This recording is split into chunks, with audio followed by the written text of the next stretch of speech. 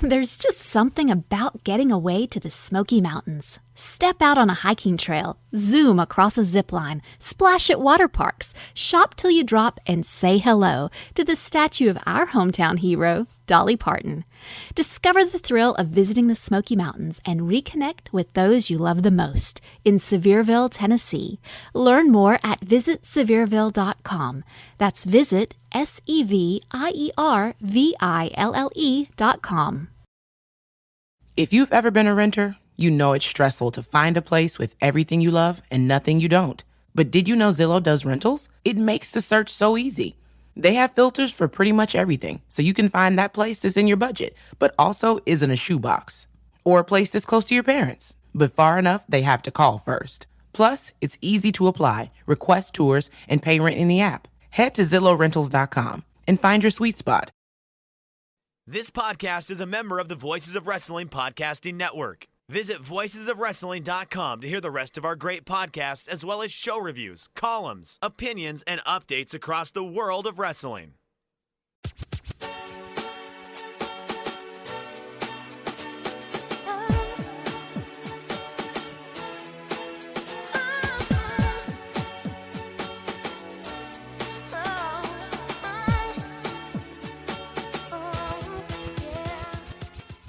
This is Everything Elite, the world's best podcast devoted exclusively to all elite wrestling and the elite extended universe. I'm AB, joined, as always, by my good friend, Nate, aka Epitasis. Nate, I just saw you a couple days ago. What's up, man? How have you changed? How have I changed? Well, I've been to work since we last saw each other. That's pretty much it, I think. Okay, we saw great. each other last weekend and then did a podcast last weekend. Oh, that's right. So pretty much have just been working since then. Okay. Yeah, we did a podcast about going to see Limp Bizkit together. So yeah, check that actually one of the very few podcasts I do or that we do that I listen back to because we got some good notes on that one, I thought. Which, we don't always get a ton of feedback in general, but it seemed like people enjoyed that one. So I took a listen to it. How did it sound? Well, you kind of obsessively just listen to yourself and I go, and I go, my laugh kind of sounded like a dumb guy laugh there. And you're like, what does a dumb guy laugh mean? Then I'm like, well, it's the kind of the way a dumb guy laughs. So I did a lot of that. But I think we made some really clear-eyed and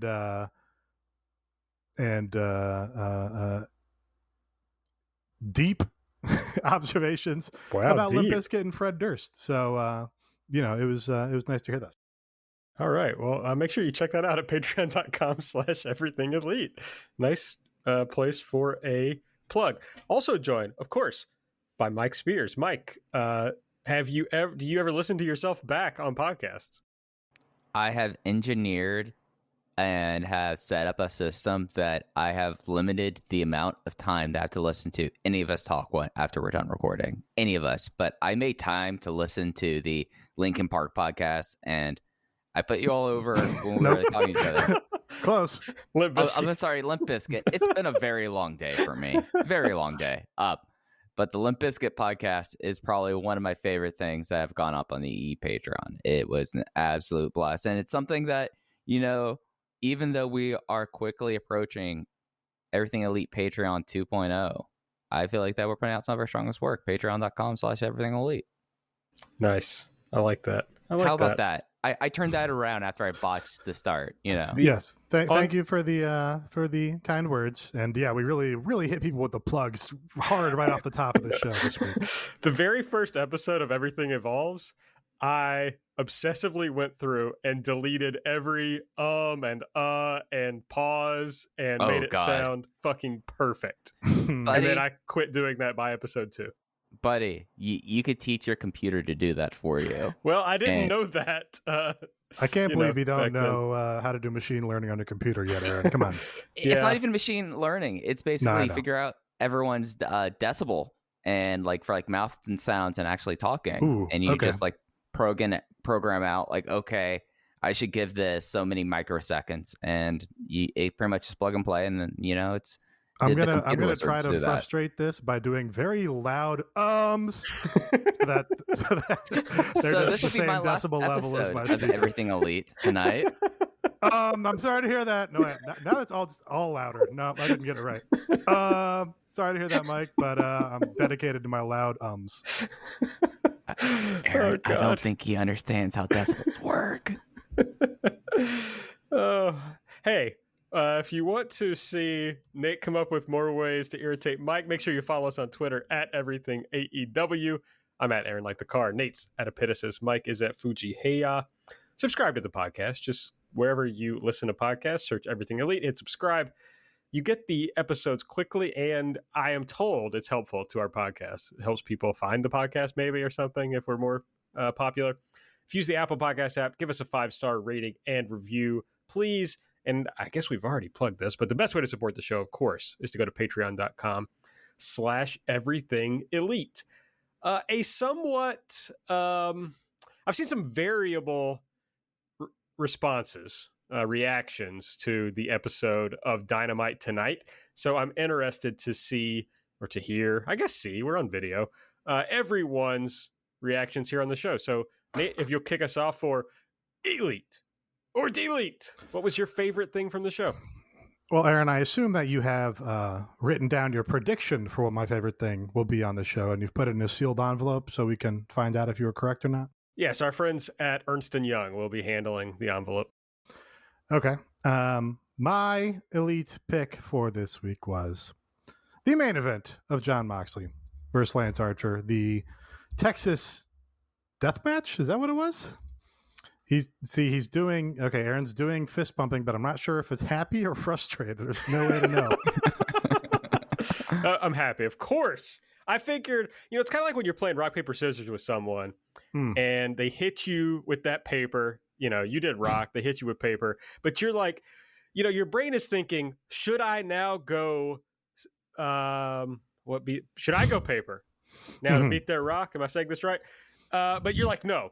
They're just going to repeat it again. You just follow it. You lean right into it. So that's what I've done. I've gone back to Nate would pick the main event, and I was right. Glad to hear it. I am very good at rock, paper, scissors, I have to say. Oh, wow. But I thought really a match that capped off the show in a pleasant way, sent everybody home happy, had I think, surprising result. Did I? I might have been on the show last week saying there was no chance Lance Archer wins this match. Did that happen? That sounds like I might have done that. Who knows? I don't listen back to the show, as we know. But they went, I think, above and beyond. What I really enjoyed in particular about this match was I really don't like when there is an element in a match that is like actually dangerous, so that all the guys kind of have to tiptoe around it, and you can see this happening. For an example, there was, I think, a pandemic era match where somebody was threatening Hiromu with an electric razor because he's like, I'm going to shave your head like a young boy, right? And because they had an actual electric razor in there, they kind of had to like do this little faux struggling, like, oh no, I'm going to come at you with the razor, and it's just a half step slower than everything else in wrestling, and you're like, okay, you're fucking exposing how slow this is. That did not occur in this match. They had a fork in this match, and every time they employed this fork, of course, because they could do so safely, they were fucking teeing off on each other with this fork, and it looked great.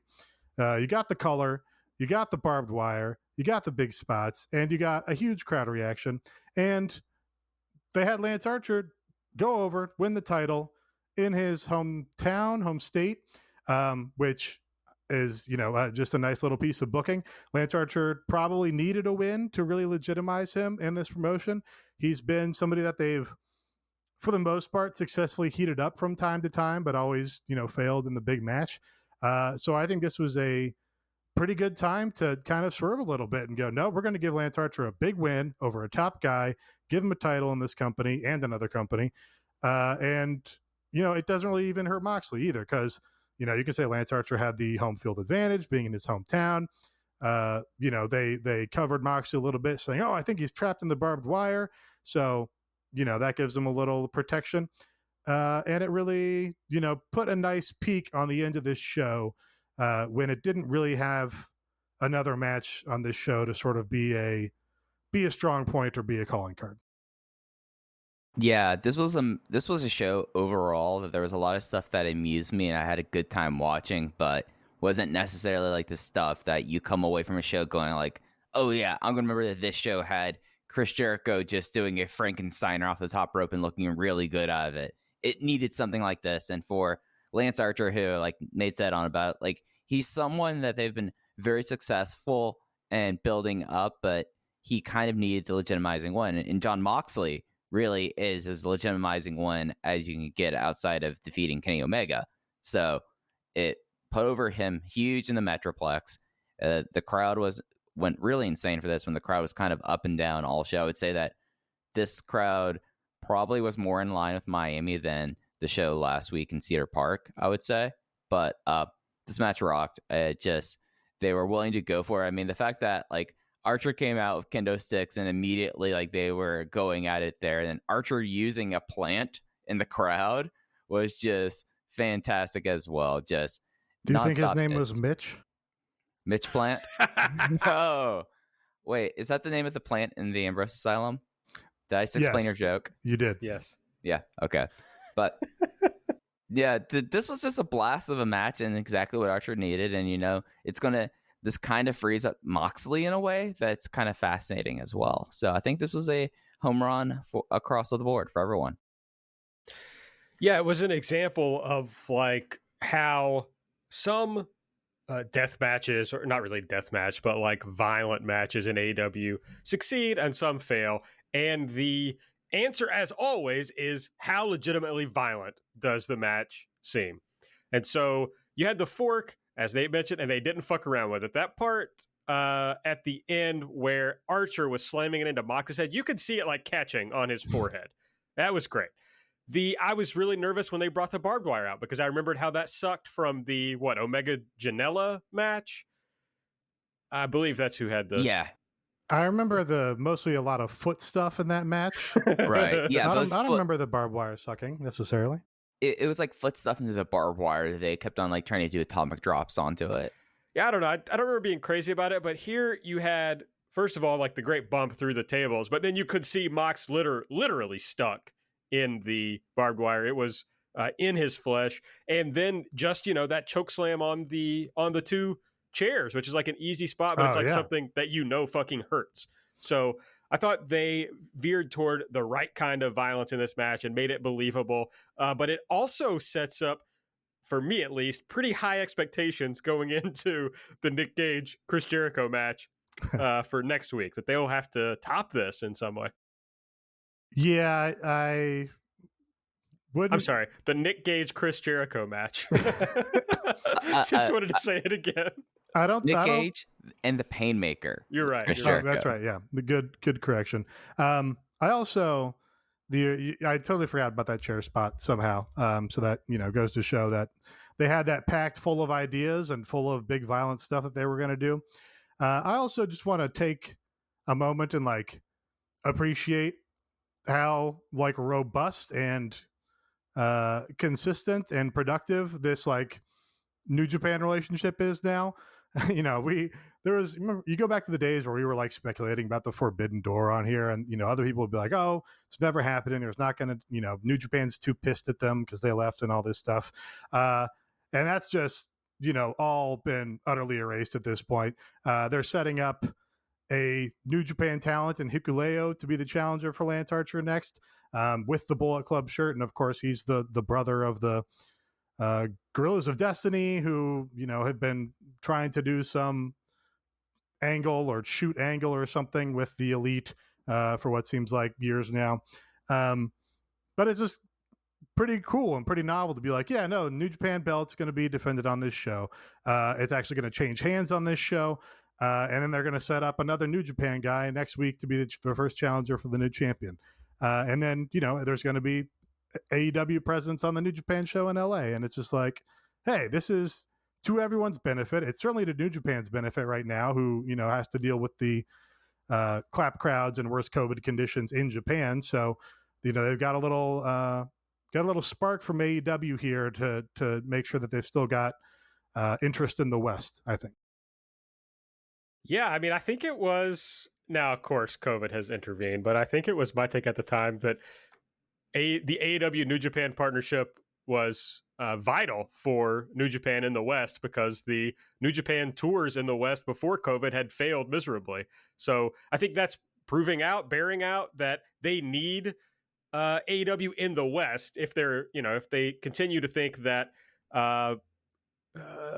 encouraging, it's a big expansion market for them. Expanding among Western fans. I think they need to be hooked up with AEW, but also obviously it's very helpful for AEW because the people who like AEW mostly like New Japan, and those people coming over to AEW create some excitement, even if it's not more people tuning in. I agree with Mike that probably people who are going to tune in to watch whoever from New Japan, most of those people already watch AEW, but it creates more buzz and more excitement in the building, if nothing else.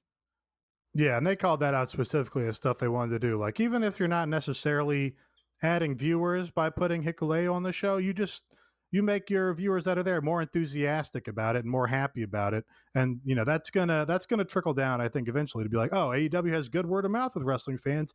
They do stuff that's exciting and novel and all those things, which will, create sort of a positive brand association. All right, Mike, your pick for the most elite thing on the show this week? Well, I mean, if we're talking about positive brand associations, Nate, there's probably no person in at least North America independent wrestling who has the positive brand. I completely forgot association. That's it. Positive brand association. The PBA, yeah. The PBA, yeah. I mean, brought to you by Miller High Life. But Nick Gage coming out and being the secret second labor of Jericho in a no rules match next week. And it's just something that, I mean, there was talk that of him being in the original Casino Battle Royal or last year. So the second Casino Battle Royal, obviously he had his Achilles issue and like this. And then with like Dark Side of the Ring, giving him more exposure than ever. The real fact that he's kind of the closest thing to like a independent wrestling folk hero at this point, and having him come out on Dynamite after they were using like independent stars during the Cody AEW title reign or the TNT title reign, and then like kind of showing that they could do this on the road and come back to this, I think is really kind of exciting. And now we're faced with the proposition of, oh, Nick Gage on national television. That's wild. That's something that 18 months ago would have been a fever dream, and it's just really exciting. And even the way that MJF kind of presented it, I felt like was really exciting, and it instantly now makes this Charlotte show really like sneakily they've built up the show into being a monster one next week. Yeah, I mean, this was extremely cool to see, as a fan of Nick Gage. And yeah, they did, I think, set the table for it really well. MJF, of course, being a guy who's been through GCW and, through Beyond and stuff. So it, kind of makes logical sense that he can make that call and bring in Nick Gage to fight, first ballot Wrestling Observer Hall of Famer Chris Jericho in a hardcore match on national television. We discussed Nick Gage is like, oh, could they bring Nick Gage in like before the first show on this promotion even happened? I feel like, I'm pretty sure I said no. I'm pretty sure I was just like, no, because you can't do Nick Gage without doing, the ultra violence or whatever. And you can't do that on TNT. I think I've just been proven wrong about what TNT is willing to do on their television because they have blood and, barbed wire and tacks on seemingly every episode of the show. So it's very cool to see that come to fruition. And of course we did. Yeah. Like you said, they had originally planned for him to be in the Casino Battle Royale and that didn't work out.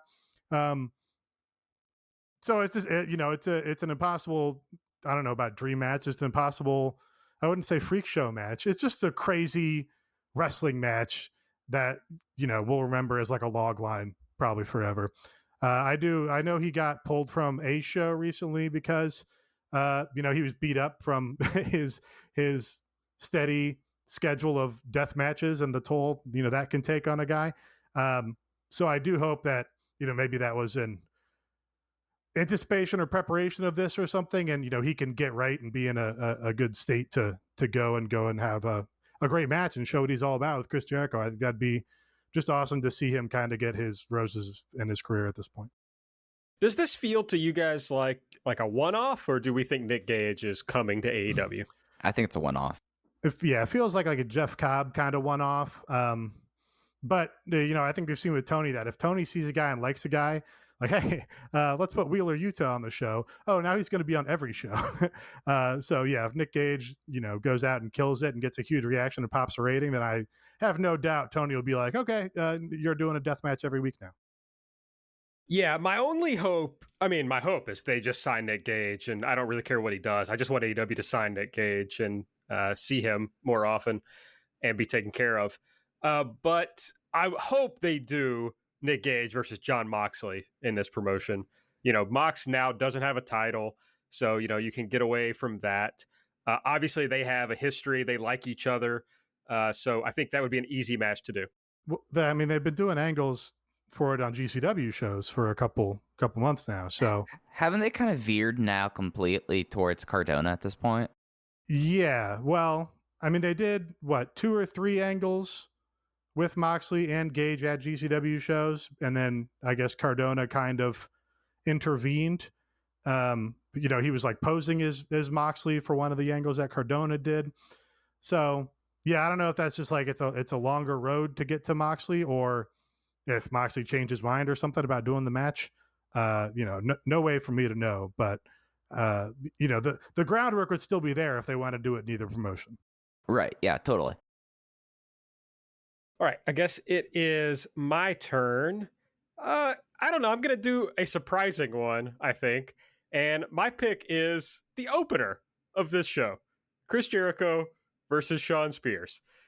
Nothing I would have expected to like, and certainly not as much as I liked it. This was definitely my favorite match until the main event happened on this show. I don't know. It was like Jericho, as much as the three of us or people who we're friends with might be tired of Chris Jericho in this role, the crowd is not. The crowd was on fire for everything Chris Jericho did. He clearly fed off that. He did that sick Frankensteiner that looked awesome. I don't know. It was a fun little story. The crowd, obviously, you get a lot more grace with kind of this dumb shit that we've all complained about during COVID. You get a lot more grace with some of these silly angles when the crowd goes nuts for it. And you also had a great finish, with the Judas effect at the end. Maybe it leading right into Nick Gage helped, but I just thought it was a really fun match. And, yes, you got Chris Jericho, who's one of your top stars, but this was actually a good starting off point for the show. Okay, yeah, I'll talk about what I liked from this match.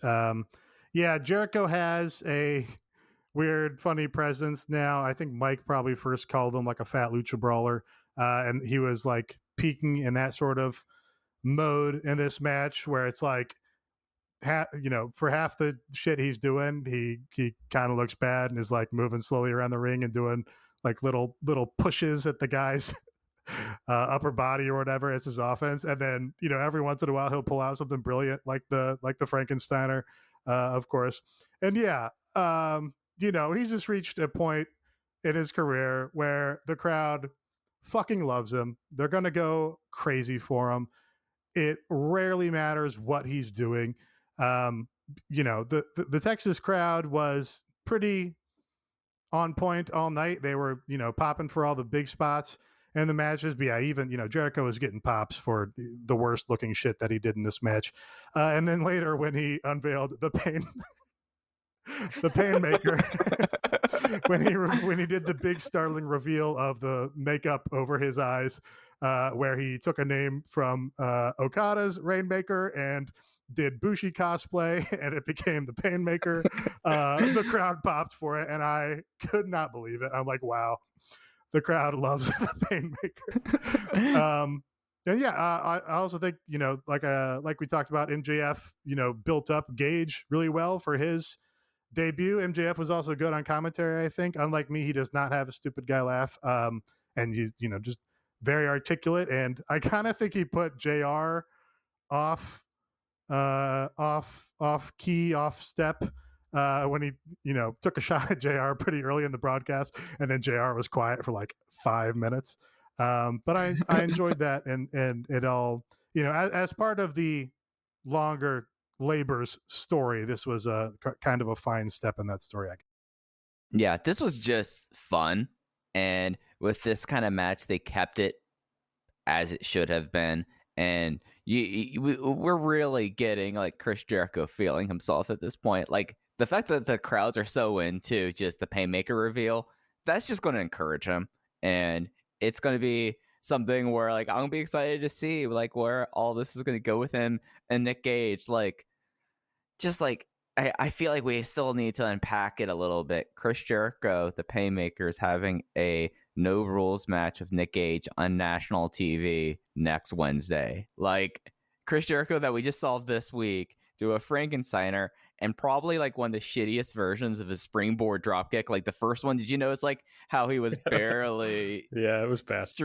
He was just he was not having it. But no, this was a lot of fun. We got unprotected chair shots on national TV. I mean, wrestling is back, and easily the most palatable Shawn Spears has been in a long time has been his like step as like the goon that he has to get out of the way, the flunky that Chris Jericho has to swat out of his way. And this didn't overstay its welcome. The crowd is hot, and between like this and I had a theory about MJF and Nick Gage that I wanted to run by y'all before we're fully done, at least right now, talking about it. So MJF has shown a propensity of being able to go and get people to do his bidding in AEW.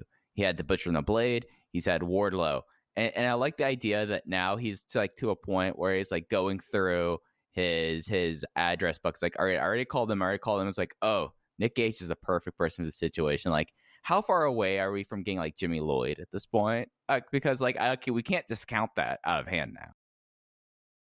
No, trying to think if they've like interacted on a GCW show or something I've seen.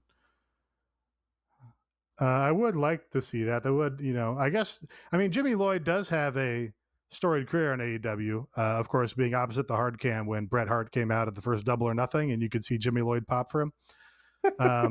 So yeah, it would be nice, if they brought him back for some MJF angle. It would be fun to see them like incorporate that in some silly Sammy G vlog sketch or something. I want everyone on record on this. Nick Gage versus the Painmaker. Yes or no? Are there light tubes in this match? I think no, but there will be glass. Oh, I kind of like that answer. Yeah, maybe they do a gimmicked, broken glass kind of thing, and somebody takes a bump on it. Yeah. And also worth stating, to my knowledge, North Carolina and South Carolina do not have a commission, so we're not going to get any of that full gear Maryland bullshit coming out of this. I kind of think AEW would maybe let them do light tubes. I kind of think Chris Jericho is like, I'm not doing a light tube. That's where I'm at. I'm just ready to let myself get disappointed. That's all there is to it. They're going to do fucking light tubes. Chris Jericho is taking a light tube over the head next week on Dynamite. Not out of play. I mean, he did bring out I guess everybody's doing pizza cutters now. Callahan used the pizza cutter on Omega on the Impact pay-per-view, and Gage had the pizza cutter here. So I don't know. He kind of set the table for a pizza cutter to be used. And is a pizza cutter better or worse than a light tube? I don't know. I just want to see fucking light tubes on TNT. That's really all. We're just in this promotion generally. No light tubes. It's going to happen. If not necessarily on TNT, then at some point on the pay-per-view. I hope so. Listener Elite this week, if you join our Patreon and jump in the Discord, we have a channel where you can chime in with your own Elites or Deletes. We'll pick one of each week. Swirls this week, Elite. After a run of strange shows after Double or Nothing, AEW is officially back. I have to agree.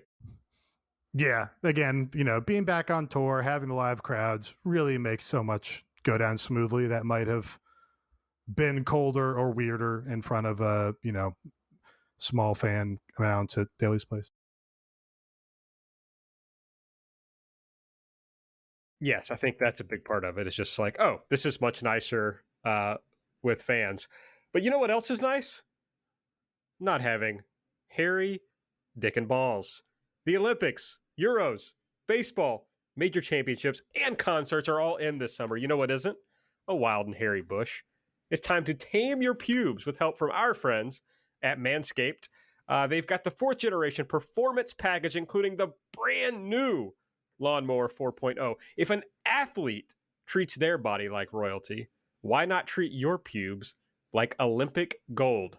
You join the 2 million men worldwide who trust Manscaped by going to manscaped.com with the code THISIS. I think that's fascinating because in that scenario, if you're comparing your pubes to athletes treating their bodies like royalty, you have to think you're like an Olympian when it comes to using your junk, right? I mean, that's what Manscaped is trying to get across, I think. It makes perfect logical sense, Aaron. Okay. All right. Excellent. Well, they've got a whole thing to help you get in Olympic shape, get your pubes in Olympic shape. You get the Lawnmower 4.0, the Weed Whacker ear and nose hair trimmer. So it's not just your pubes. They got everything. The Crop Preserver ball deodorant, the Crop Reviver toner, 2 free gifts, the boxer briefs, the Shed travel bag.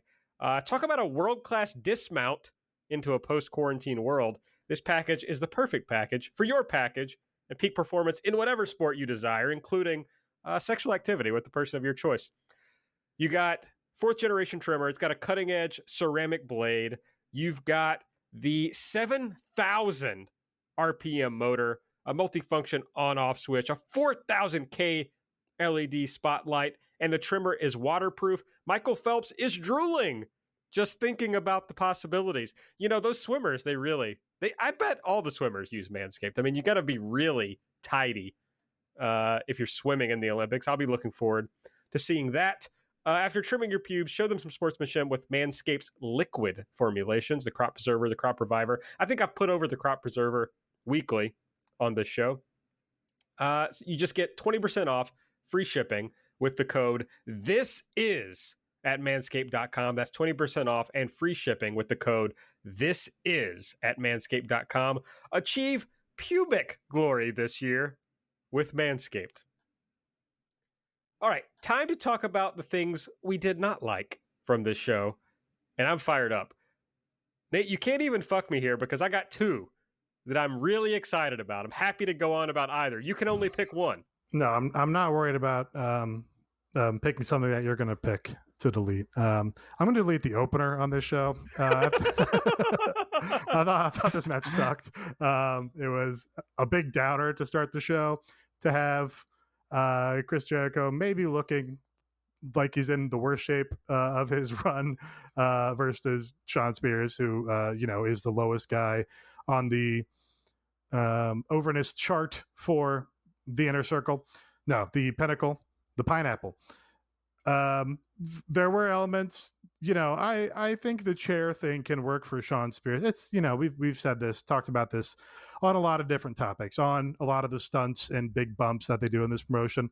And it kind of applies to Shawn Spears' chair gimmick. If you're going to let him tee off on people's heads with the chair, then it's a good gimmick and it's going to have dividends for them. But they're not going to commit to that a lot of the time, and probably for good reason. But I hate this thing with chairs in any promotion where, I'm going to sit here and show the broad side of my back to you so you can lay in a chair shot just across my back. And even, like from the first spot in this match where Shawn Spears is like, haha, I got a chair. And then Jericho gets the best of him immediately by like pushing his forehead with the side of his arm. And Shawn's like, oh no, I dropped the chair. Just immediately took me out of all of it. And then they were out of sync and like fucking up on whips to the ropes immediately after that. And for the first few minutes of this match. Yeah. So apart from those bright spots that I talked about earlier, I thought this sucked and the guys looked awful. I think that's kind of somewhat drew me into this match was just like Jericho really like tapping into like that point of his career where it's just like, all right, you're still trying to do the hits, but sometimes your body can't do the hits. And I feel like we had a lot of that. I mean, there was a lot of people on the show that we could talk about how much gas is in their tank. And I feel like I can see where you're coming from with this. I thoroughly enjoyed this opener. I thought it was an absolute blast. But if you're not invested in Jericho, or if you weren't finding certain things funny, I can get how much of a drag this could be. This is good, Nate, because this usually is the thing it feels like that you would have said was elite and I would have deleted. So I really like the switch that we've made here. That's fun.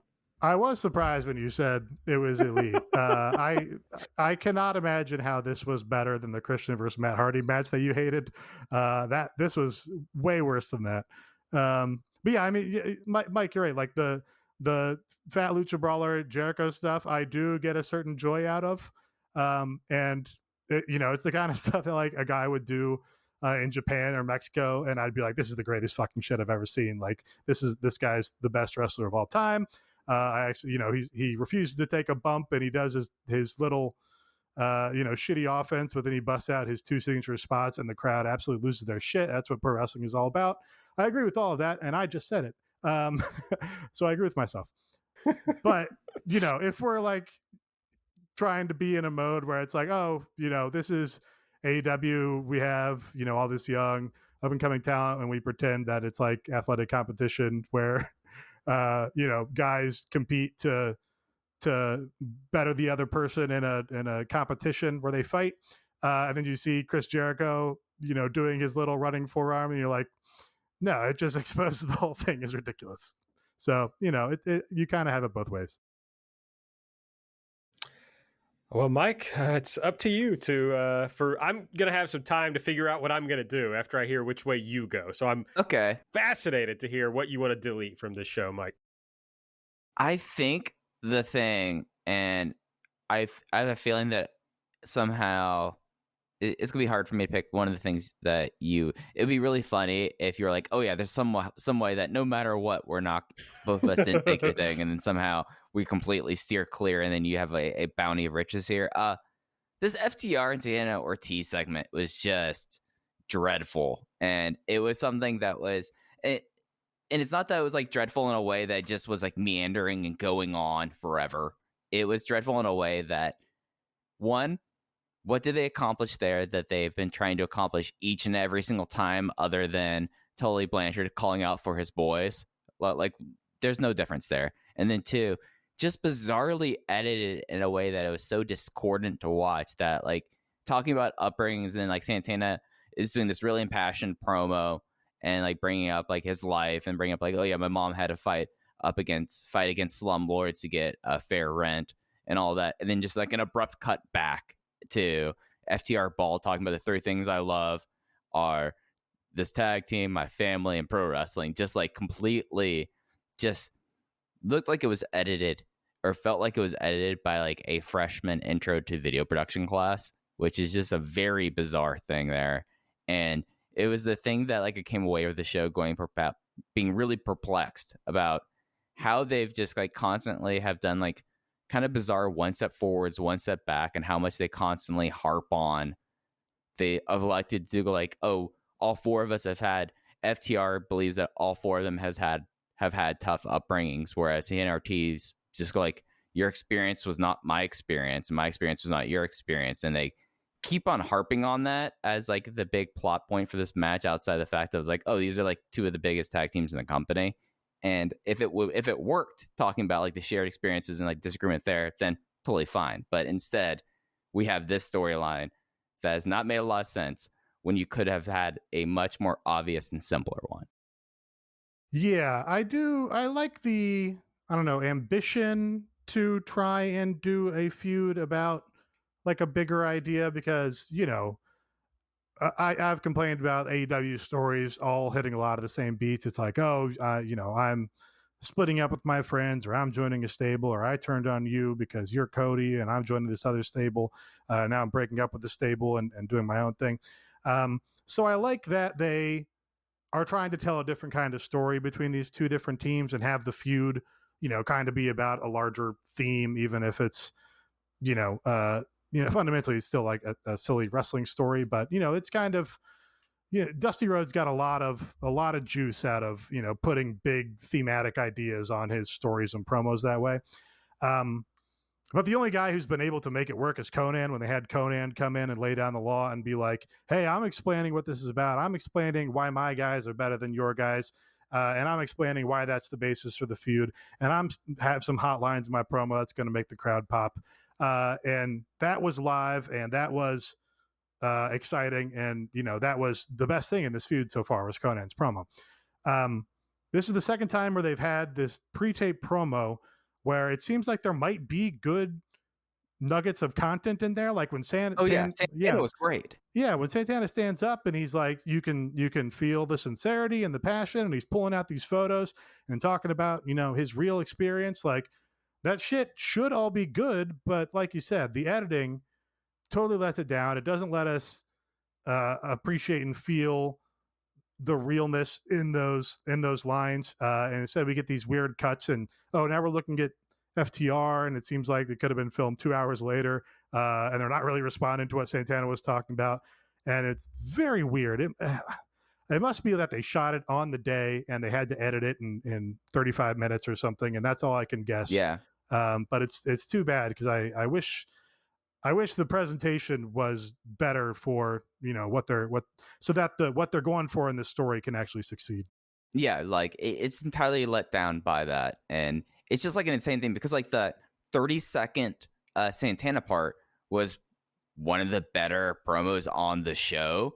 And then the smash cut to FTR Brawl, it makes me wonder, like, was it something that they realized they didn't shoot enough reaction stuff and they came back, it's like, get back, we need to get this stuff, we don't have this, and that's how bizarre it felt. Because that's what came off to me. And that's why I was like, this felt like a freshman project where it's like, oh, we needed this shot. Let's go do this. Let's not care about, if everything looks right and how out of places will be when we edit it. Yeah, totally agree. A real problem in this to me is that, FTR is a part of like the big bad heel group in this company. And FTR really hasn't been like heelish enough in this program. Like it's more about, we come from similar backgrounds. Like our background was just as tough as yours. So we should be able to you should respect us because we all have the same thing.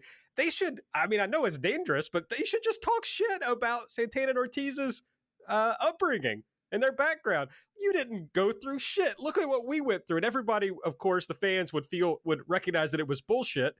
And that would make you even more invested when Santana's talking about the real shit that he went through. But as it is, it's just kind of like, okay, you've told us this. Yeah, I think there's probably something you can do there. Like, they're at risk of getting a bunch of angry tweets and cancellations and stuff if AEW starts like treading on a race-based angle or something. But that would be the conflict in this story that they're setting up, right? Is like, oh, we both have very difficult backgrounds and circumstances, and it's informed everything about our lives, and we're comparing them. Like the way that comparison would come to a head in a violent conflict would be like, hey, we're the white guys and we think it's bullshit that brown people's upbringing gets all the attention and they get the special treatment because they had economic hardships, when hey, we had the same economic hardships but nobody's concerned about us because we're white, right? Like that's the complaint that comes of a violent feud out of this thing, and they just don't want to do it. And I can't say they're wrong for wanting to avoid that, because it would you're kind of on thin ice there with a lot of people, but attempting to do the feud without doing that has made it just kind of not work. Yeah, that's basically my point. And surely there's smart enough people in AEW that could figure out how to say that a little more gracefully. But you're exactly right. Like that is the conflict that they've set up, but they just have not explored it in any real way. So, okay, well, it's my turn. And you guys didn't pick either of the ones I was really focused on. So I'll just pick my favorite. And I'm going to delete the Britt Baker versus Nyla Rose match for a number of reasons. One, if Britt is going to be the ace of the women's division, and she is, I don't think there's any doubt about that, you have to tell ace stories with her, which they failed at in this. And here's how you know that they failed at it. When they do the introductions in the ring, before the big title match, Britt Baker gets this insane pop. She gets the DMD. Everybody fucking loves her. They don't care if she's an asshole sometimes in her character. Nyla Rose, and remember, the crowd, the AEW crowd, always wants to do what the promotion wants, react in the way the promotion wants. You get the most timid little boos for Nyla. And I think, frankly, it's because the crowd doesn't really know what Nyla is supposed to be, like how to react to her. Then you run this whole match where Nyla is the babyface in the match. They do this spot with the belt, where Nyla gets over on Britt in the end with this belt spot in the way that a babyface should. But the story of the match, I mean, in reality, the story that they should be telling is that Nyla is someone, and they told this on Road 2, but never on television, that Nyla is the one who Britt has never been able to beat in AEW. She's never gotten a victory over her. So it's really just, can the babyface champion overcome this heel who's always gotten over on her in the past? Easy story. And that's an ace story. That's what I mean when I say you got to tell ace stories. That's what it is. She's just overcoming something, a big roadblock in her past, but they didn't do that. Then I think that really hurts the match because, look, the match is probably not going to be great. Britt, is still not a great wrestler, and she's probably never going to be. But when she's in there with someone better than her, she does a great job. Nyla, I think, is the same thing. When she's in there with someone who's better than her, she can always carry her part of the bargain. But when you put these two together, it's very tough. And the crowd should be able to kind of pull you through that. They should be able to make Britt's matches succeed through pure will. But they couldn't do it here because there wasn't enough investment in this story, in these two characters. Not to mention that they got off, very lost in the middle of this match, and the crowd was kind of like, just didn't know what to do about it. But all that together made for just a real failure of a segment.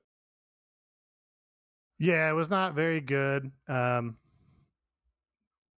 the points you raise are correct. They didn't, the feud is pretty much sucked from the beginning because they made it about burgers and they made it about Vicky Guerrero for no reason. And they had a tag match for some reason. So I'm mostly just kind of like, okay, I'm glad this is over and now we can move on to the next thing. Maybe Britt could have a better match with Yuka Sakazaki. That's mostly where I'm at with it. I will say, despite not always having great outings in the ring, Britt Baker is extremely over, and that kind of did carry most of the match, especially the finish of the match. The crowd was super hot for, and it's kind of it's hard not to look at the promotion's treatment of Britt Baker as a success when you get that reaction for a match that, like you said, had a lot of problems in it. I will, there was like a ref fuck up in here, right? With the 3 count. And that was a thing where it's like, you wonder, I don't know. I hate when crowds do ref bits. It's one of my least favorite things in like being part of a wrestling crowd is, guys, they'll like the meme ref. It's like, oh, this one ref sucks. And we're just going to talk about the ref this whole match. Or, the ref fucked up and now we're going to chant at the ref for 5 fucking minutes. I hate that. And it happened in this match and that made me mad. And I was like, who fucking cares? So yeah, it was not very good. It just didn't work. Like, I feel like the crowd willed this match into not just being a laborious just drain, but the match just didn't work. It just seems like these two, for who they are as wrestlers, don't mesh with that. And it's a good thing that the crowd was really, the crowd did die off like for a long portion of this match, but it's a good thing that the crowd got up for the finish because it did kind of salvage the situation. It's just, what they choose to put on TV and what they choose not to, and how they build up this match is something that it was just like Aaron, when you sat down and with like Road 2 and you knew that there was going to be a World Women's title build there, did you have the thought cross your mind like I did, where I was like, oh, they're going to do a much better job in this 3-minute segment than anything that they've done over the last 4 weeks building this up, and it played out right in front of us. Oh, absolutely. And I think that's an ongoing problem, I think, in AEW is if you pick out any feud and you want to search for a good story for that feud, it's somewhere in AEW content. But a lot of times you have to look for it to find it instead of them just delivering it to you, as they should. I mean, there is so much content, and not just wrestling. There's just so much stuff to watch. You got to just tell people what you want them to know about the match, and then reward those of us who watch everything with extra stuff on top of that. Not make us all go searching for the best story that can be told about every single feud. Okay. Listener Delete, I don't know. I just thought this was funny. Good Drake in the Discord says, the guy who plays a cashier in the Miller Lite commercial who kind of looked like Lin-Manuel Miranda while I was fast forwarding. That's a good enough delete as anything, as I can imagine. Strong. I don't get the commercials. That's true. You're on the fight feed, so you don't get it. I feel like I'm left out of this one. Life needs more Cedar Point. More smiles, more surprises, more screams, more days in the sun and nights on the shore, more oohs and ahs and yums, more moments with your family and friends, more memories you get to share again and again. Life needs more Cedar Point, more than ever. And this year, there's more reason to celebrate than ever at Cedar Point's 150th anniversary through August 15th. Get tickets at cedarpoint.com.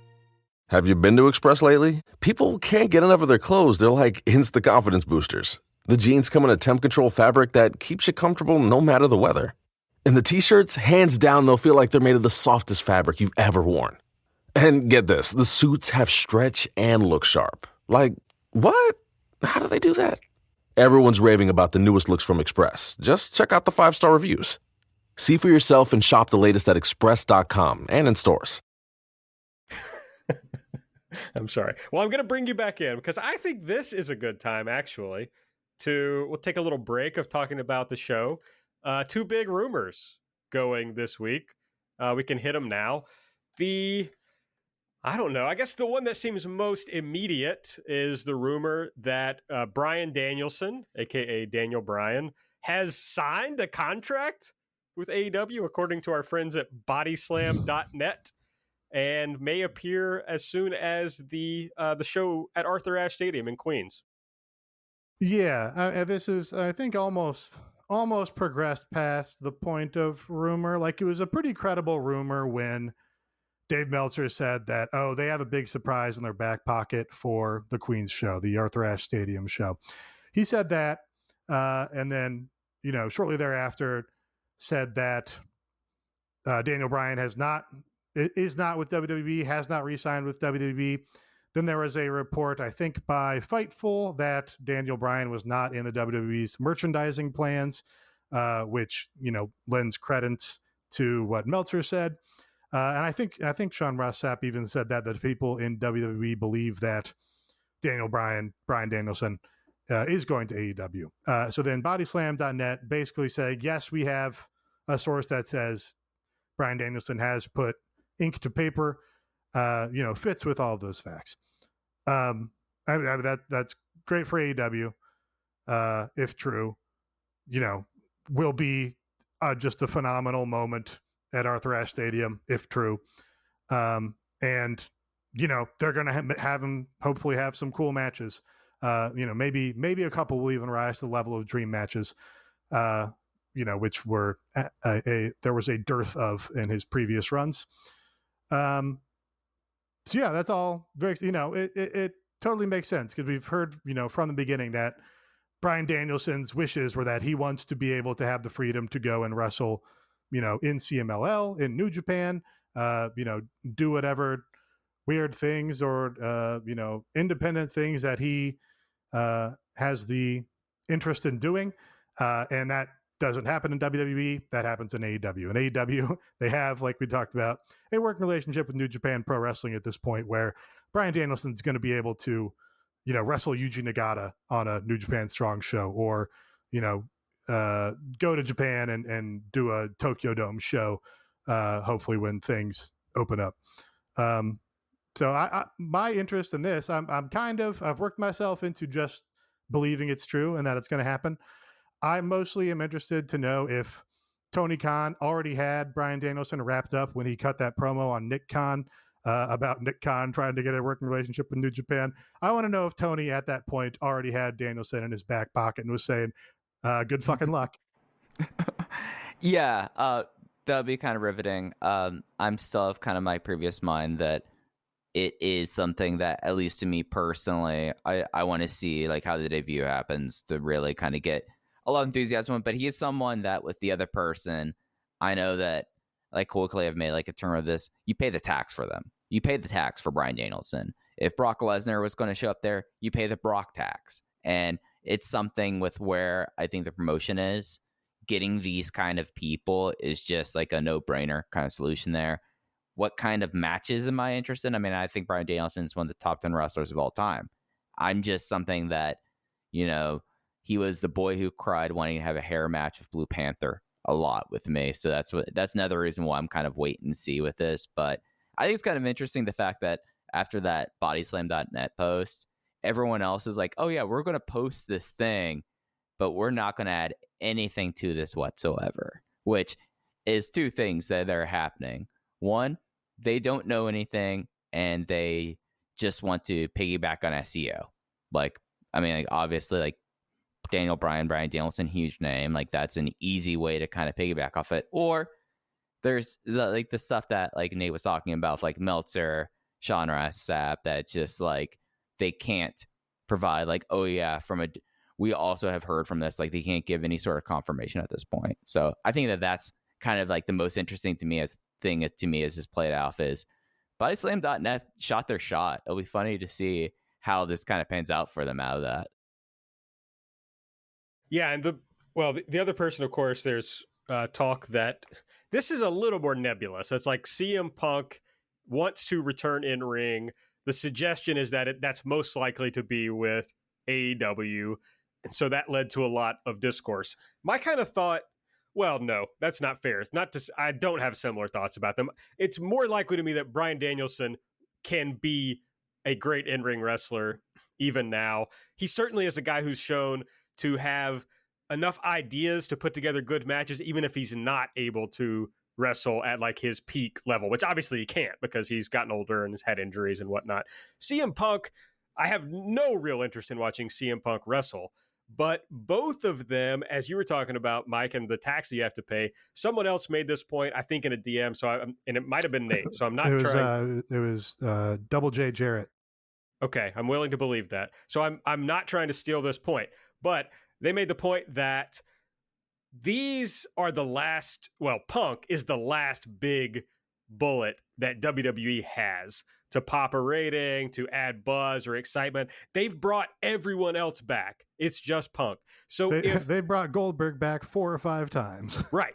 So if AEW has any way of getting CM Punk on their television instead of letting him go back to WWE, they have to do it. It's a must do. So I think it's cool. I think it could be cool. Nate, you, I believe, talked about the more interesting thing is a Punk and Bryan tag team, which I like that idea. That kind of hides some of Punk's deficiencies, but you still get Punk on the mic, which is obviously what everybody wants. So it definitely, like, I don't want to get excited about it, but just thinking about it is like, oh, that's a real injection of star power into AEW, which is always cool.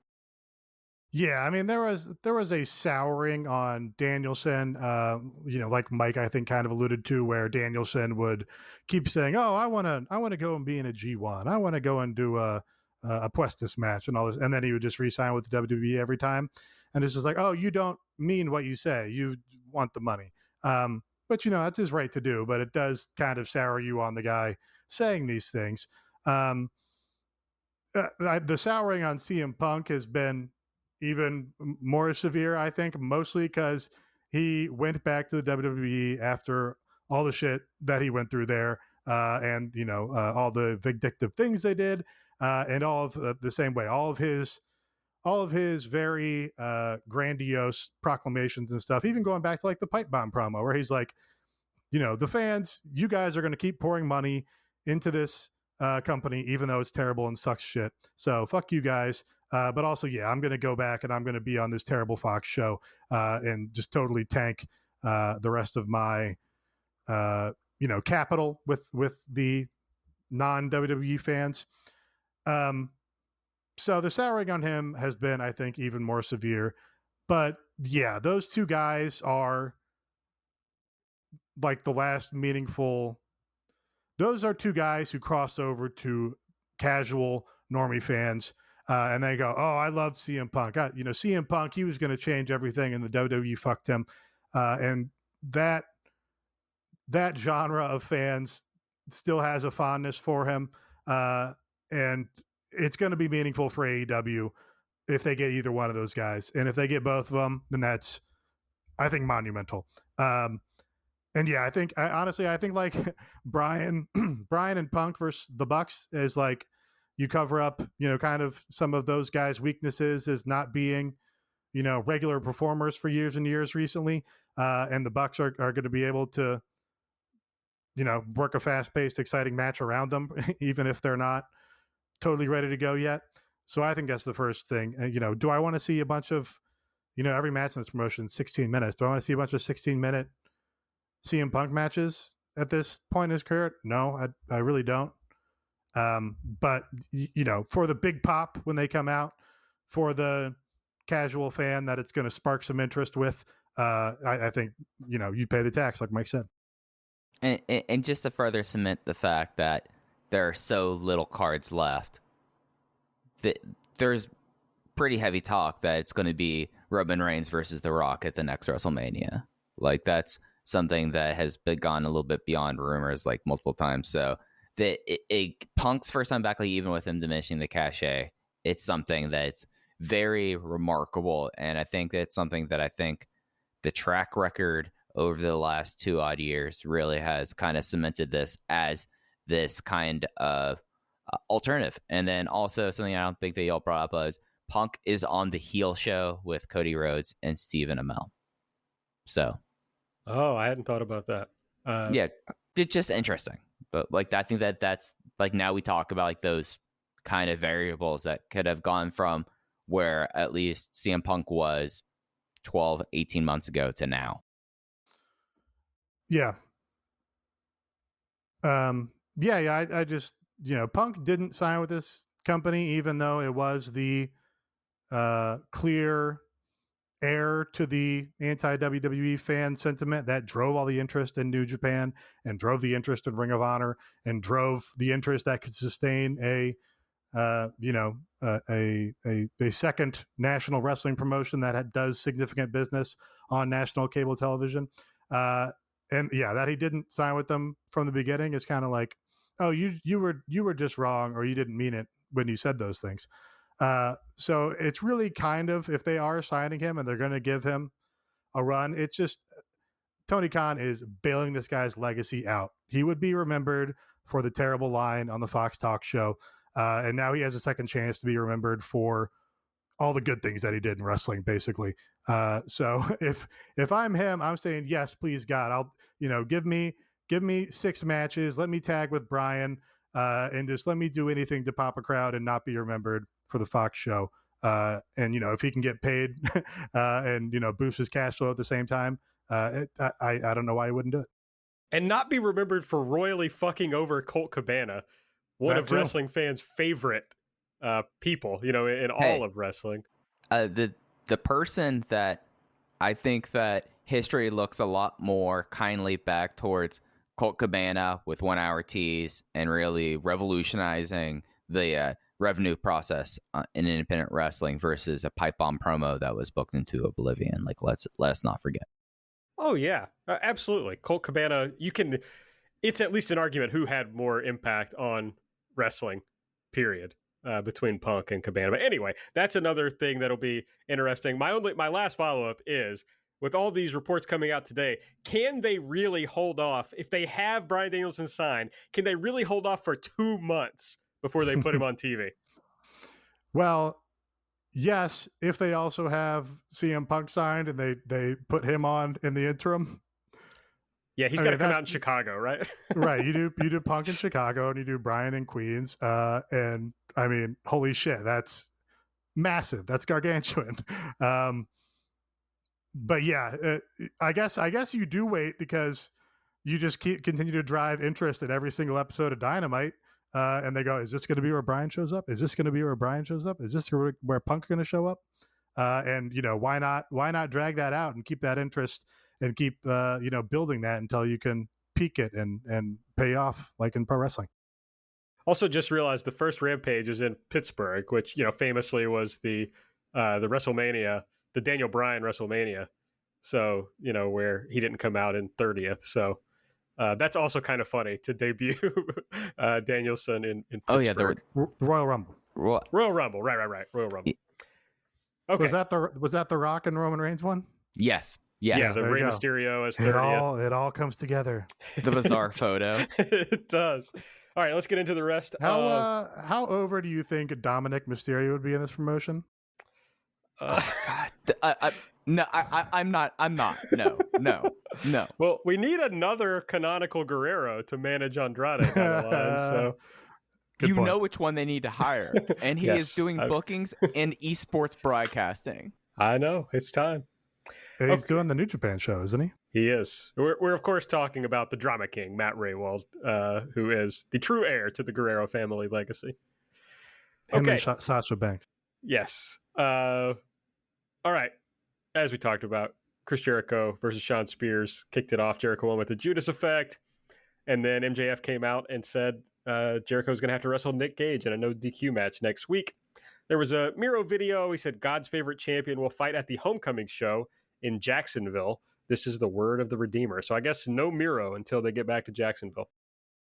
Yeah, that's kind of wild to think about. Like, I mean, he's been doing great, like, pre-tape stuff, and I kind of was expecting that. I mean, Jacksonville is, like, really 2 weeks, so that's not necessarily that well. It's kind of something that I feel like that we probably kind of surprised not to see him a lot on this opening few weeks of the tour, though. Absolutely. Then we had Nate's favorite match, Doc Gallows versus Frankie Kazarian.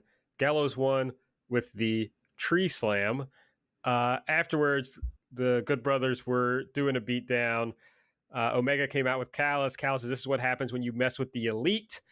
Omega says the elite hunter has now become, and then there's a little, Don Callis helping him out, the elite hunted. And Callis says they're going to give a preview of what they're going to do to Hangman Page. Page comes out. Callis asks if he's stupid or just drunk. Page, I wish you would have grabbed the mic for this. Off mic says, I'm both. And then attacks. Big brawl. Dark Order comes out to help. Setting up all these, this elimination tag and what's coming after that. I think Dark Order got a bigger pop than Hangman. That's what it felt like to me. Yeah, they beat the Elite Hunter, which was funny to me. But when you have the big LG Doc Gallows, he's a monster. You can't deny him his singles wins ever, and especially not in this promotion. I wish I had the wherewithal to do a big bit about how great this match was or something. But I can't. But it doesn't matter because I still love the big LG Doc Gallows, and the quality of his matches matters very little to me. Yeah, at first, like when they first counted 3 on Kazarian, I was like, well, that kind of sucks, to kill this. But then the more I thought about it, it's like, you know what? This was a fun little kind of C plot on this show for however many months. And it's just kind of, yes, it's ending ignominiously. Is that the right way to say that word? Maybe. But maybe that's like what it deserves, I think they could have gotten, I don't know that it's over. I think most things don't end with a nice little bow on them in this promotion. They kind of continue on. You're like, oh, I guess this is still happening. So I think it still continues. And I think you can get more out of it. But yeah, I was surprised that he lost, but then he's like, I don't really care if he wins. It's kind of funnier that he lost. It's definitely funny. We're getting corrected in the chat that that was the year Batista won in Pittsburgh. The Rock Roman Reigns one was the next year in Philly. But I forgot this. Philly. Okay, yeah. I forgot this, that the Pittsburgh Royal Rumble, where that did happen, was also Punk's last match. So. Oh, right. Okay. Yeah. So that one, and that led to WrestleMania 30 in New Orleans, which was the Bryan WrestleMania. Absolutely. So Okay. that could all work out. All right. Team Taz is backstage. Stark says there's going to be a big celebration next week in Charlotte. We cut right to Brian Cage with Dasha, and he says, well, that works out. I love celebrations. Yeah. Brian Cage was a great candidate to have a manager for. And now he doesn't have a manager anymore because they have to do a stable breaking apart storyline. Hobbs overalls with FTW on it were really sick. Very cool. But yeah, no, Cage. Let's see how quickly maybe Vicky can get him. You just need someone. I like how Brian Cage is the only fucking guy in the promotion who doesn't have a manager. He's the only guy who can't say string a fucking sentence together. Yeah, I was so high. I'm like, oh, this is so perfect. Brian Cage is such a great talent for a television promotion. You give him a cool manager like Taz. I don't know. It's been a long time since we saw a really, kick-ass, fiery Taz promo like we were getting last year. But no, they have to do these stories where the stables are constantly shifting. So no, he has to talk for himself now. Darby Allin versus Wheeler Yuta was up next. Hikuleo was in the crowd for some reason. Well, we would find out that reason later. This also included Orange Cassidy and Sting doing the Orange Cassidy bit of kicking each other in the shins. Very funny. Darby ultimately won with the coffin drop. After the match, Blade attacked Orange Cassidy. Yeah, the Sting bit here killed. This is why Sting's a babyface superstar, and why other guys can't get to that level ever in the business. Because they do the Orange Cassidy bit, and Sting just fully gamely plays along. He does little kicks back to Orange Cassidy. They both go back with a super kick, and then just kind of tap feet, and then the peak, the highlight, the payoff, the punchline. Sting goes to do his chest beating and just kind of does it. With the Orange Cassidy energy, where he's like, yep, beating my chest. It killed me. Sting was always cool. Sting's got to be sitting there thinking like, fuck, if I would have thought of this 20 years ago, I would have really saved my body. Yeah, Sting is getting cooler even, Sting. Yes. I always, this isn't an original thought, but I always say like, the least you can work for the most money is obviously like the best plan in normal life. And that's obviously makes even more sense in wrestling. Like the least you can do to be the most over is the winner. We got a video recapping the Lance Archer and Jon Moxley feud leading up to the main event on the show tonight. And then the women's title match with Britt Baker defeating Nyla Rose with the lockjaw, which we discussed. And then the FTR and Santana and Ortiz segment. Then we had my runner-up for Delete. We had Andrade, El Idolo, out with Tony Schiavone. He says he has a surprise for everyone. And folks, it's Chavo Guerrero. Chavo makes his way out. He's glad that people remember him. And he says there are a lot of talented people backstage, but none are as talented as Andrade. The Death Triangle comes out. They're mad that Andrade has been mentioning them. They don't hide. Pac is back. Pac returns with Death Triangle. I don't want to bury that. The crowd wants to do a Cerro Miedo chant, but Andrade just wants to barrel through that and talk anyway. That goes poorly. Also, I think it was in Spanish, and so I didn't know what he was saying. Of course, a lot of the crowd, I'm sure, in Dallas, Texas did. Andrade asked why they work for Pac. He says, now you work for Andrade. Pac says they don't work for him. They're a brotherhood. Penta says, and Alex lets us know that Penta says, why would they want to join up with Andrade when he's not even on their level? I just thought this was a real shit show of a segment. The Andrade political hit continues. Death Triangle got an awesome reception when they came out, and they looked like superstars, except for Alex fucking Abrahantes, who sucks and brings the entire act down and looks like a goofball. So that was good.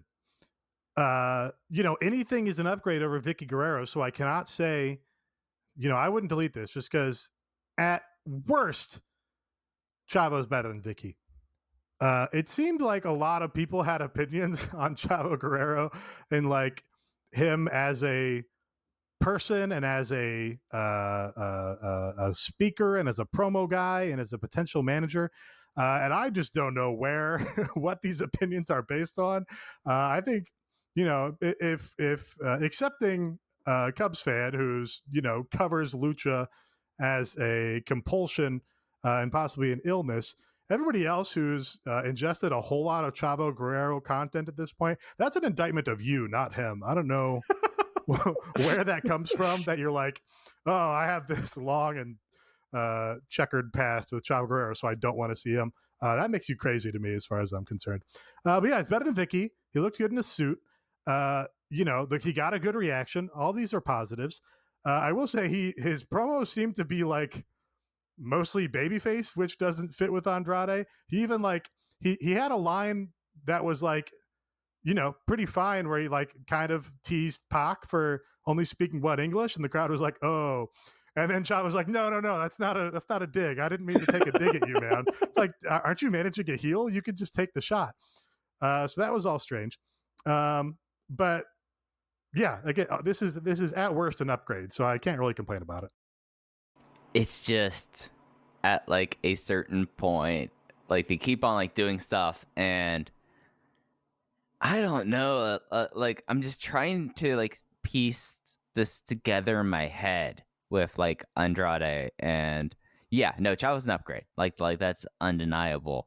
The most interesting part now of this act, including my favorite wrestler of the company, is what's the deal with the iPad guy? Like the iPad guy, like just doing his job. I'm just going like I want to road to about Andrade's manservant. Like that's the kind of thing that you can really turn this around. There, get on the vlogs. Like that's what they need to be doing with this, not like having Alex Abrahantes out there with Pac. With like Pac could have just like cut and like been like stepped in there, ripped the microphone out of Alex Abrahantes and just shouted out, "You're not at our level. We're a brotherhood," and everyone walked away looking like badasses.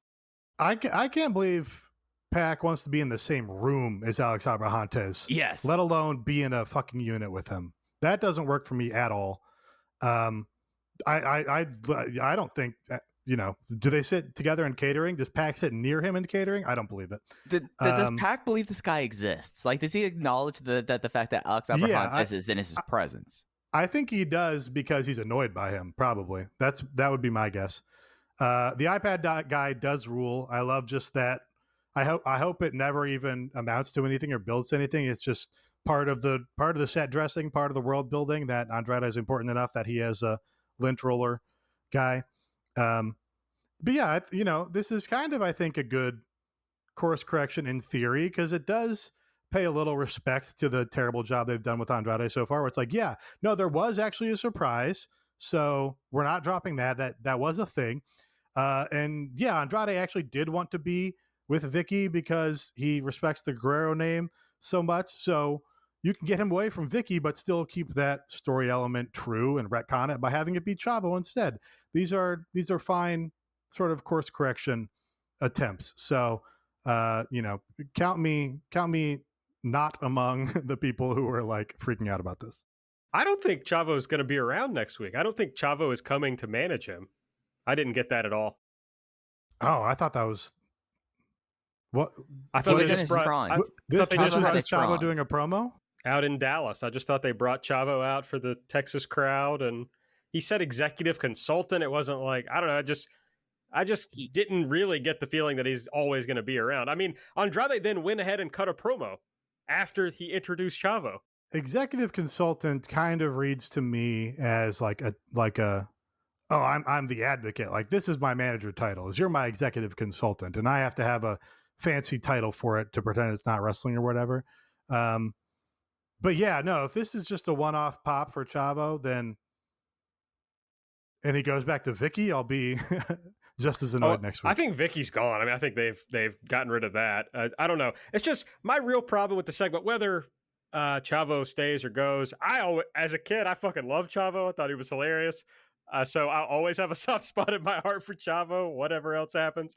But my problem with the segment was Andrade doesn't come out of this looking good. He doesn't look cool. He's trying to barrel through this promo over the crowd. And it's like, dude, you're a big fucking star. Stop these people. Make them pay attention to you. That's your job. Or actually barrel over them instead of being like, yeah, I'm going to keep talking, but I'm not going to do it with the conviction necessary to make you hear me. Yeah, I don't know. I'll get canceled maybe for this, but he seemed like a pussy. That's just what it felt like. It was just like, fucking say what you want to say, Andrade. You have probably a huge dick. You are super hot. You got your fucking chest out. You're posting pics all the time of you banging Charlotte. Just fucking pull your dick out and like show the crowd who's in control here. And it's you, man. It's gotta be you. Yeah, I am canceling you for that for sure. Mike, I can see Mike cringing, literally. Mike did a full furrowed brow, like like holding the point at the tip of his nose or the base of his nose. Sorry, I'm just fired up about this because Andrade is supposed to be cool, and they're not doing anything to like hide his deficiencies. They are letting him just like put a fucking spotlight on the stuff he's not as good at. I hate it. Yeah. All right. Yeah. Earlier tonight, the Hardy family office came out to explain why Matt Hardy wasn't there, and there was a brawl, and Christian made the save. And then Christian was backstage, and he says, it took 4 of you to take out Marco's stunt. I thought last week was the end between Matt Hardy and me, but it wasn't. Next week, Christian and Jurassic Express versus Angelico and Private Party.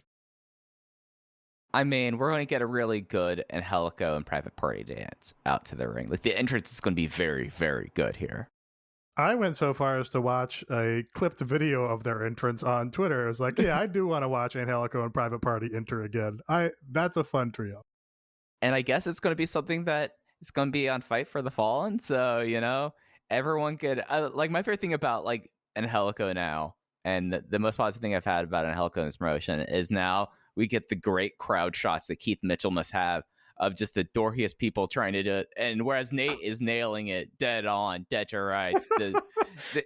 If Keith Mitchell had you in the crowd each week, Nate, like there would be like the epitasis cam. It's like, all right, Angelico's coming out, you gotta get to the epitasis cam. But the fact that I have the benefit that you can really only see from my shoulders up, so I really only have to do like 20% of it.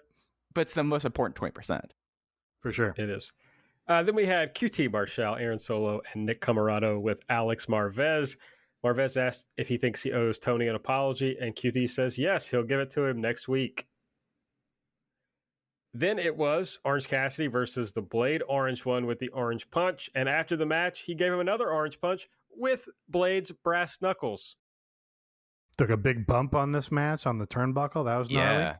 Yeah, this was a fun little like death spot match. Like that's a statement on what they really believe in Orange Cassidy is giving him kind of like that pre-main event match. And this was a lot of fun. I mean, it let the Blade like doing like doctor bombs in the middle of this match. Like I had a good time with this one. We had Chris Jericho with Alex Marvez, and he said, if MJF is going to bring in the most demented and violent man in wrestling to face me, I'm going to bring the most demented and violent version of me to face Nick Gage. That's why next week it's Nick Gage versus the Painmaker. I knew it was fucking coming, and I still lost my mind when he turned around. How could you not know it was coming when the giant spiked jacket is right in the camera from the first shot? I want to believe that Chris Jericho was like did not want to do a match with Nick Gage. He's like, oh, this guy, some mud show freak death match guy who never amounted to shit. He can't wrestle, he can't work. He stinks or whatever. And he didn't want to do it. But then Tony came to him and was like, Chris, what if you do it as the Painmaker? And then Chris was like, ooh, now we're talking. I can bust out the Painmaker character. It makes sense because he's all hardcore and scary and he wears eye makeup. And that's what got Chris. That's my personal headcanon is Chris didn't want to do it. But when he got a chance to do the Painmaker character again, he's like, yes, now it's on. This was just The fact that Chris Jericho said the Painmaker and then put his fedora on afterwards, just classic. And the crowd popped for it. Yeah, the crowd just like they popped even more for the fedora. Like they knew that it was the Painmaker. It's like, oh, but he has got to have his hat on. And yeah, no, like he definitely agreed this match because he's allowed to put on the makeup and the fedora. Absolutely. My only thing is I feel like they've really got to up the stakes if this is the second match in this series for Jericho. So, well, the last one has to be Wardlow, right? Wardlow has to be the last labor. Yeah. Wardlow had probably the most brutal form of his knee against one of Dustin's students on Dark this week. Like the student took it right on their temple. Like he's been murdering people. It's fantastic. I just don't want Wardlow to take another loss, though. I don't like that. Ever. Wardlow should never lose. I agree. He should have never lost his entire career. Mm-mm. Okay, we got a video recapping Malachi Black and Cody Rhodes with the fucking funniest graphic. The second funniest after the Painmaker versus Nick Gage. But the Malachi Black Cody graphic is amazing. I urge you to seek it out if you haven't seen it. I'm 15% more positive on Malachi Black this week because he spent all day putting over Miyu Yamashita on Twitter today. Yes, he did. That was good. He said Miyu's spin kick is better than his, and he's right. Yeah, I mean, he doesn't have world-class talents like Suzume or Hikari Noah bumping for him, so you got to take that into account. But yeah, he was with the developmental talent in NXT before, so that's canon now. By the way, it's been reported that they now have readjusted NXT to being developmental. Amazing. And then the main event for the IWGP US title, Lance Archer defeated Jon Moxley with a 10 count after Moxley went through the table with barbed wire on it. After the match, Hikuleo comes out and faces off with Archer. So they'll face each other next week. Should also point that was, they did a cute reference where they talked about, Moxley put Archer through double tables. So they did they did the same finish in reverse here, which is Moxley did that to me in Tokyo. Now you're in my hometown. I'm going to do it to you now. So, just some nice little interpromotional synchronicity. Yes. All right. The Hikuleo thing is interesting to me because this title has to get back to people who work primarily in New Japan at some point, right? Do we think they're just going to pass it back to Hikuleo here? No, I think probably New Japan is happy to use Lance Archer if AEW will let him in the West, because they liked our Lance Archer before, liked him a lot before. So I think they're probably just open to using Lance Archer. I can't imagine they're going to have Hikuleo beat him right away. But then again, I was wrong about the match this week. So this just feels to me like, it's a little interstitial title defense. We're making fans more familiar with the belt. So maybe now they'll check out Resurgence.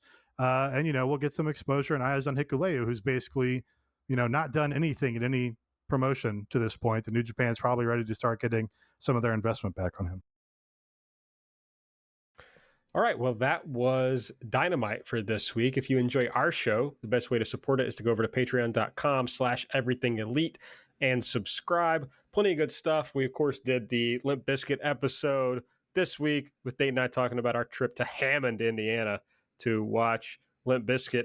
Nate Tharos asked earlier, was there anybody on this show that was as good of a promo as either the mayor of Hammond, Indiana or Fred Durst? On this show, no. There was not. All right. I think you're right. There may be people in this promotion who are as good at promos. Yes. But not on this night. And we also, of course, do our light show where we preview Dynamite every Wednesday morning. And Nate breaks down all the relevant vlog content. Next week, Mike, I know for once we have some content in the can. You and Drew are going to be talking about just some, I think there's going to be some DFW content on there, isn't there? Sadly, we did not go in this too. We did not go to PCW. We did not see the International Players Club live. But what it is Drew and I kind of had a realization that we were at some pretty remarkable for good or for bad reason shows throughout our life. And we sat down and just kind of talked about it. It just was one of those things where we were recounting what exactly all happened at the Nexus Raw that everyone completely forgets because it was the Nexus Raw. Like, It was during it was one of the first 3-hour Raws, and it was during the Celebrity GM era. And the Celebrity GM was the A Team, the 2011 version of or 2010 for one film, the A Team in Miami. So it's a whole lot of fun. I'm excited for everyone to check it out on Monday. All right. Of course, we have the Discord, as I mentioned earlier. So check that out. Lots of good content always over at patreon.com/everything elite. And we do this show live every Wednesday night. So you can check that out if you subscribe at the $8 tier. Next week, Fight for the Fallen from Charlotte. Tony Khan will announce a major new live event. There was some talk about this in the Discord. Maybe one of these like quarterly specials that they've teased for next year. That's what I mean, there's supposed to be one this year, right? Yeah, I think maybe even this year. Oh, yeah. Okay. Yeah, it could be something that's going to be bridging All Out to Full Gear this year. That whole thing was so confusing to me of like Rampage and these quarterly specials and like moving to TBS and everything but the specials moving to TBS. Yeah. So right.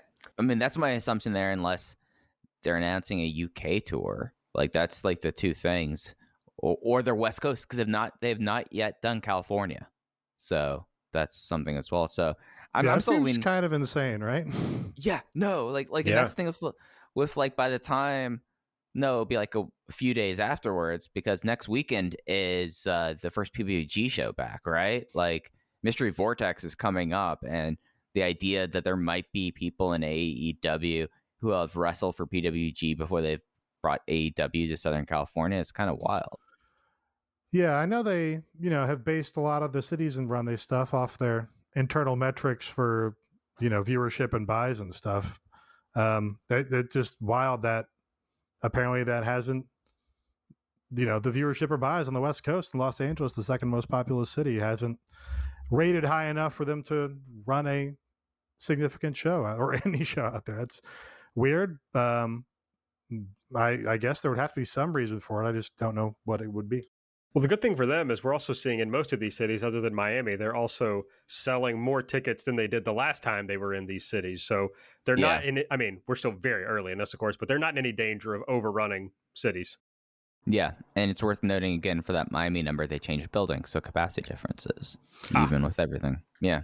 Yeah. That's a great sign. I don't know if it's a great sign of viewership growth on television necessarily. I mean, we always knew that their Plus DVR viewership was getting them, bigger viewership than their initial sort of overnights or whatever.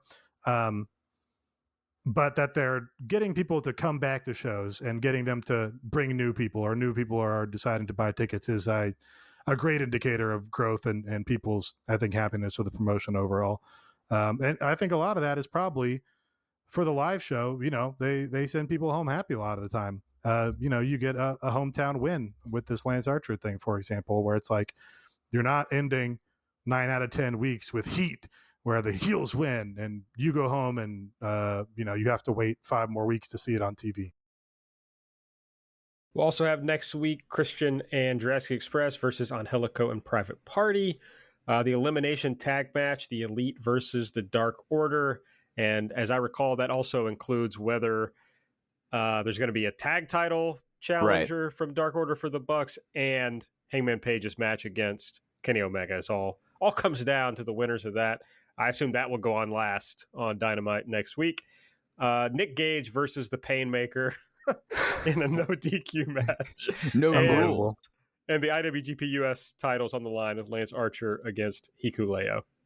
It's an insane show. It's just like, I mean, I know, and you kind of like, you let it, run over you or whatever the right word I'm looking for, but you let it register. Nick Gage versus the Painmaker on Dynamite is insane.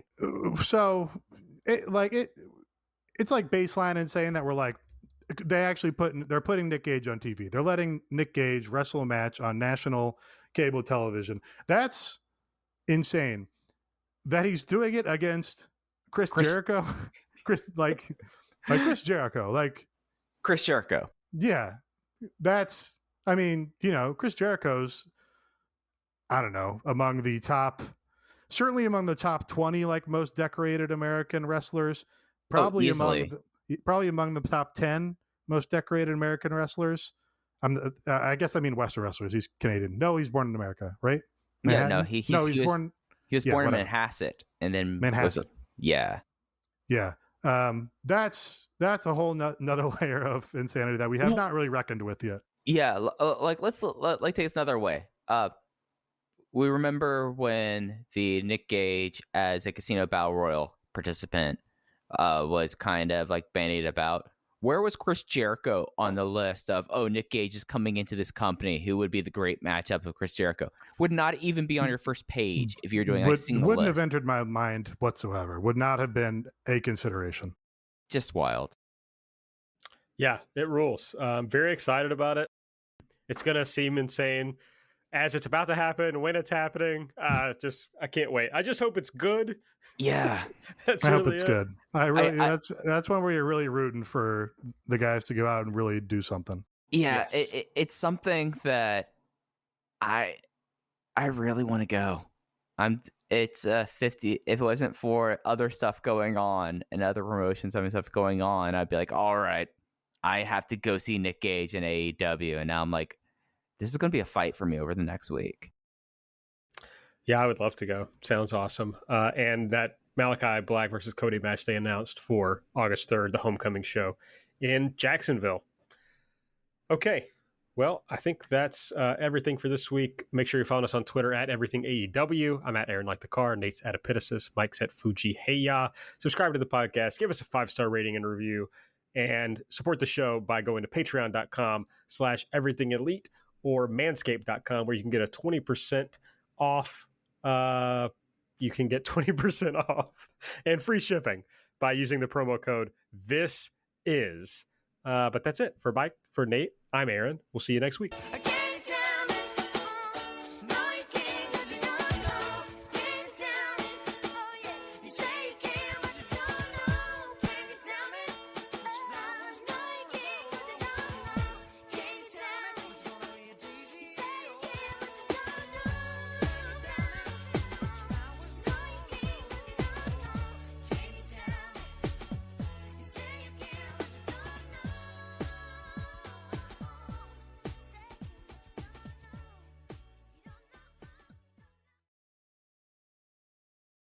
Life needs more Cedar Point, more smiles, more surprises, more screams, more days in the sun and nights on the shore, more oohs and ahs and yums, more moments with your family and friends, more memories you get to share again and again. Life needs more Cedar Point, more than ever. And this year, there's more reason to celebrate than ever at Cedar Point's 150th anniversary through August 15th. Get tickets at cedarpoint.com. This is the sound of someone getting the most out of a summer day. So is this. Because for some, summer days were made for adventure.